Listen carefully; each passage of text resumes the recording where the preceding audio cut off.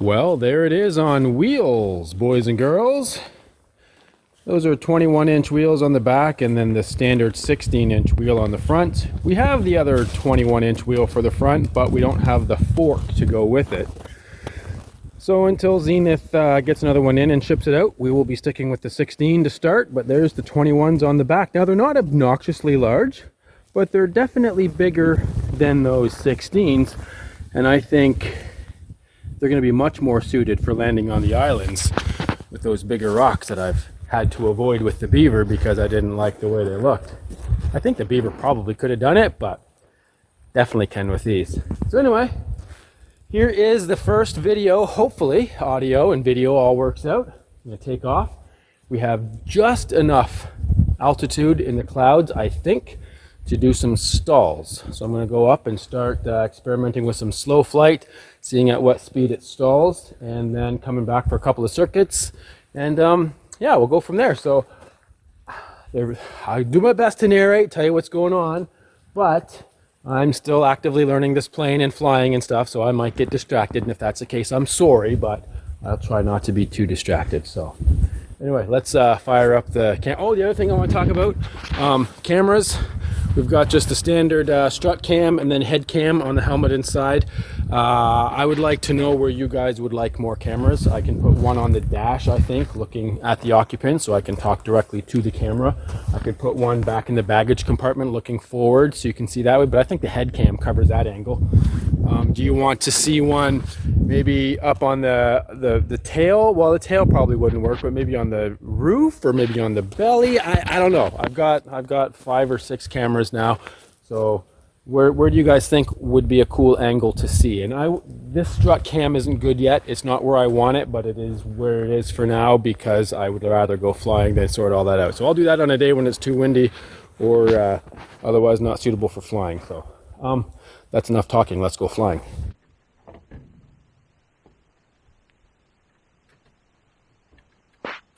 There! Alrighty. So, need my gloves on because that gap really just need one glove on. Do my Michael Jackson impression. Turn on the turn coordinator. Carb heat is on. Turn the strobe lights on. Everything else is good. Woodstock traffic, ultralight, Mike Echo Mike, positioning runway 31 for departure, Woodstock.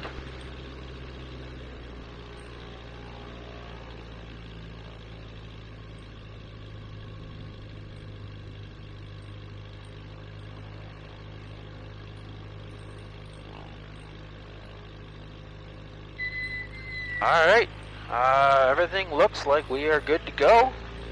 So, let's go. Woodstock traffic, ultralight, Mike Echo Mike, departing runway 31. It'll be a right-hand departure, climbing to 3000, heading north, Woodstock.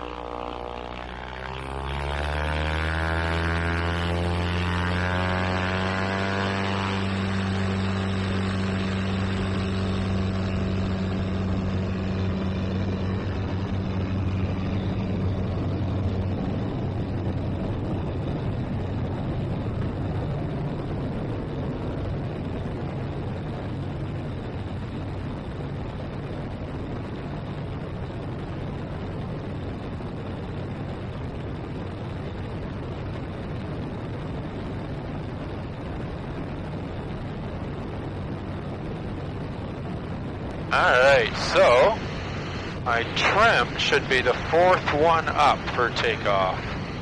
That gives me exactly 46 to 50 miles an hour, which is my best rate of climb. And climb rate right now is sitting right around 800 feet a minute, which isn't too bad. I like that. Of course, I think I'm getting some orographic lift off of the hill here, so who can say? We're just going to keep that power in. We're going to go right up to 3,000 feet or cloud base, whichever's lower, and as long as we're above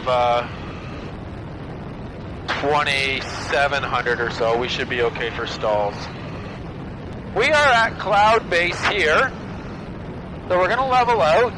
We're not quite at cloud base, but we're going to level out. We're going to go for a maximum speed run, and we'll do this in 2 directions. It's Still trying to get my eye in for exactly where level flight is. I think it's something like that. And we're at 2,800 feet, which is fine. We can do stalls at this altitude safely. But yeah, it's showing 70 miles an hour and 71 knots. So let's reverse direction. Or we'll call it 72 knots. Well, no, we'll call it 71. Let's reverse direction and see what the other direction gives us. This should stay the same, and that should change. So the other direction is about like this. So I'm seeing 73. So I would say there's not much wind up here today, so whatever this is telling me is going to be pretty close to my airspeed because I got, well, actually the wind could be crossways. So irregardlessly, in opposite directions, it's giving me 71, so that's going to be about my airspeed is 71 knots. Airspeed indicators are usually very inaccurate, so that's why I like to do a GPS run. So that's 2,900 RPM at 16.5 liters an hour. So let's bring that back to 2,700 RPM. As you can see, that's a long ways out on the throttle. Brings my fuel consumption down significantly, down to 10 liters an hour. So I'm burning 60% less gas, and I'm doing 68. And then 63 up here. So as you can see, there's no real, well actually I guess we were going in this direction more, weren't we? Let's go back in the same direction. Alright, there's darn close to level again. Now we're showing 69, so we lost between 2 or 3 knots. And down here we lost about 6 miles an hour. So as you can see, airspeed indicator is not super accurate, that's why I like the GPS. So I brought the RPM down 100 RPM, saved 60% in gas, and I only lost 2 knots. So, that, why wouldn't I cruise at a much lower RPM, right? So here I am, I mean 10 liters an hour. 10 liters an hour is about 3 gallons an hour? 2.5? I don't know, I have to do some math. Okay, so let's do a little bit of slow flight to bring the RPMs back. And let's just see if we can get down to 40 and just kind of hold altitude at 40. There you go, there's 40. And bring some power in, there's 35. There we go. We are just barely climbing. Bring the RPM back just a little bit. And there we go, 40 miles an hour on the airspeed indicator. It's 50 knots up here. We can go slower, I'm sure of it. But let's not lose any altitude. Let's just see where it stalls. Just a real quick hazel check. Height's good, area is good, cockpit secure, the engine is doing fine, and looking out, there's no one else around us. Look at that, clear skies up there. Nice. Alright, a little bit of right rudder in. So there's 40 knots. 30 miles an hour. Indicated, remember. 37 knots, 36 knots. 25 miles an hour. This is flaps up, remember. There's 34 knots, still not losing any altitude. 20 miles an hour, 33 knots. There's the stall there. There it is, and I can hold it. There's the stall. Like I can feel that buffeting. It's at 20 miles an hour, 33 knots on the GPS. Oh, and we are descending. Put some power in. So yeah, I can't stop that descent. So the stall itself is just straightforward. There's all the way back on the stick, and it just recovers. Let's do a power on. Again, no flap, so we're just going to climb into this hole. I have to do this quick or I'll be in a cloud. There it is. That nose drops pretty good that way. I didn't even see the airspeed because I was worried about that cloud. Let's go over this way and try that again. Where's that cloud end? Oh yeah, we're okay here.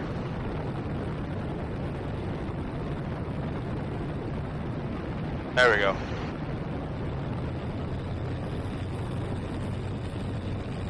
There's 20. There's 0 on the airspeed indicator.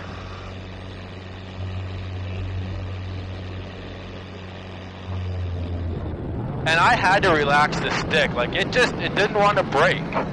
So I'm not really, like, I don't know, man. I don't know what to make of that. There really isn't a stall speed as long as you keep the power in. I want to do that again, but see what happens if I keep the power in longer.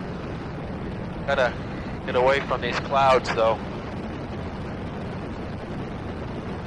I like how responsive it is. Very responsive. I like this hole in the ceiling too, where I can see up. Alright.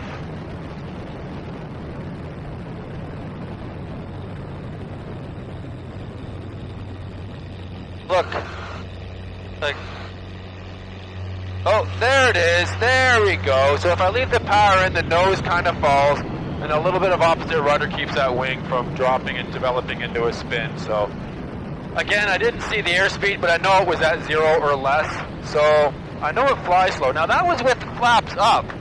So, let's try with the flaps down and see what that does. We're still over a good area. A couple of houses over there, but we'll kind of go over these fields a little bit. Let's get into our stall, or our flap range here, which we are. There's our flaps. And let's do a power off with our flaps.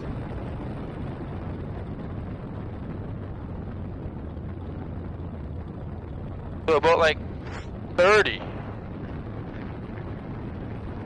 And, yeah, so we're sinking good. Let's recover. A little stick forward. There we go. And let's come up again. See what that does again. Yeah, about 28 or so on the airspeed indicator. That makes sense that it would. So let's do it again. Power with the flaps up.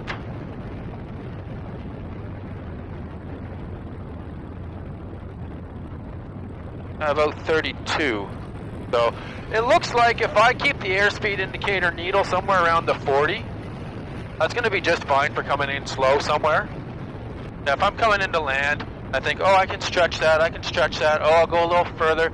See, I'm not going to go any further. I'm just going to sink faster. So the only way to do that is put a little, but again, look. Oh no, I screwed up. I'm going to stall. It's terrible. What's going to happen? Nothing. It just pushes forward. So, oop, throttle's a little sensitive there. Alright, flaps back up. Alright, let's try. Oh, we're down to 2,000 feet. Let's not do any more stalls down here. What else did I want to do? Just some maneuvering, I guess. Get used to this rudder. Like,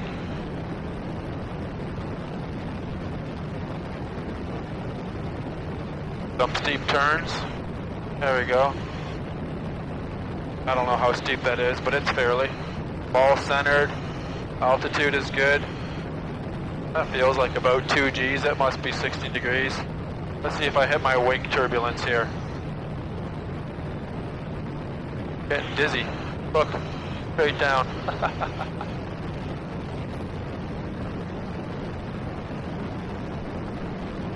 Yeah, I'm a little bit dizzy after that. Alright, let's do one to the left. That was to the right. Usually those are the harder ones. Alright, all the way around, and let's do left.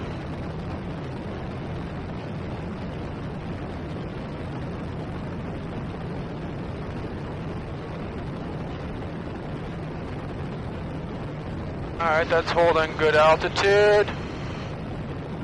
Straight down again, getting dizzy. Wonderful, it turns very sharply. Oh, there's my wing turbulence.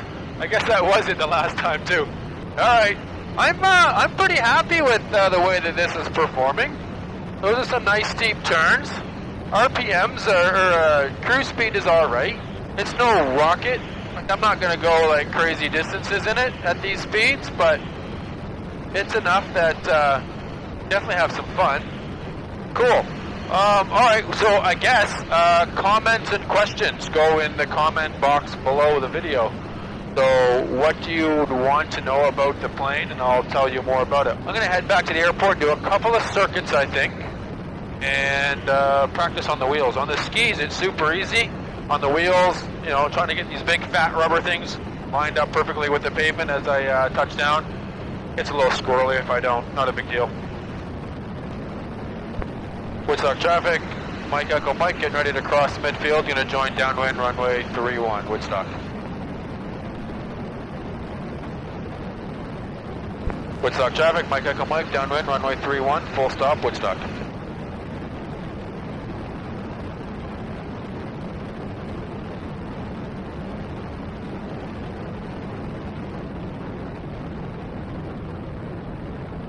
Alright, flaps in.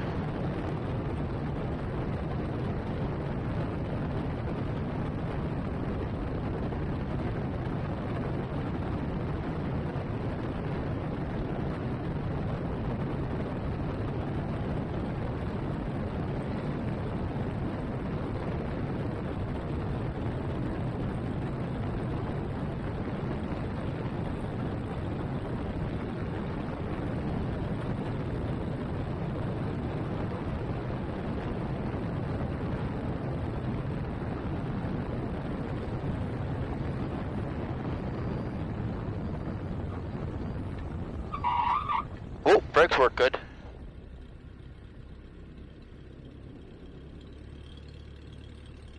Huh. I didn't think I'd get that the first time I tried it. Woodstock traffic, Mike Echo Mike, clear of the runway, Woodstock. So yeah, pretty happy about that. That wasn't, I mean, I tried, but I can try harder.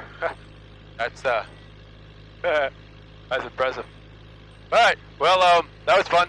I hope you guys enjoyed watching that, and I'll be posting more videos as soon as I can. So enjoy, and see you next time.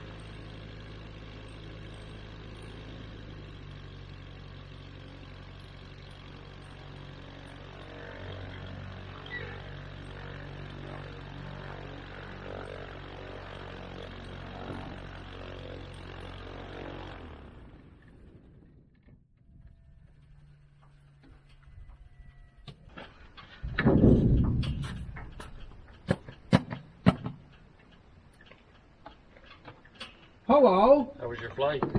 It was good. I did some stalls, some slow flight, some steep turns. I took off the stupid thing. Can't break it now. Oh, there you go. Yeah, I'm gonna do that. And I managed to land before the taxiway. Nice.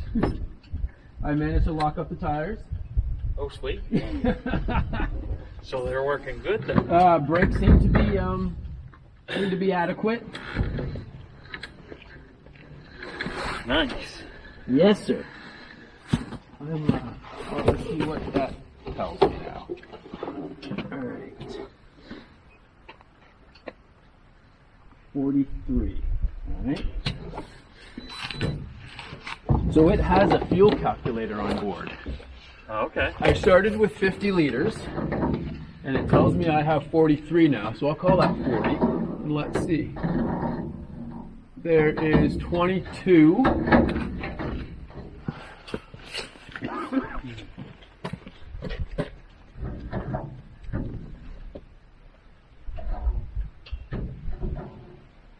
And 22. So you could probably call that 44 to 43, which is exactly what it tells me I have, which I do. I'd rather have 1 liter extra than not 1 liter less. Yeah. That's pretty cool. Tells you how much gas we got. So that's on the That's on the EIS. Yes, sir. Yeah. Oh, I gotta turn this camera off, I guess.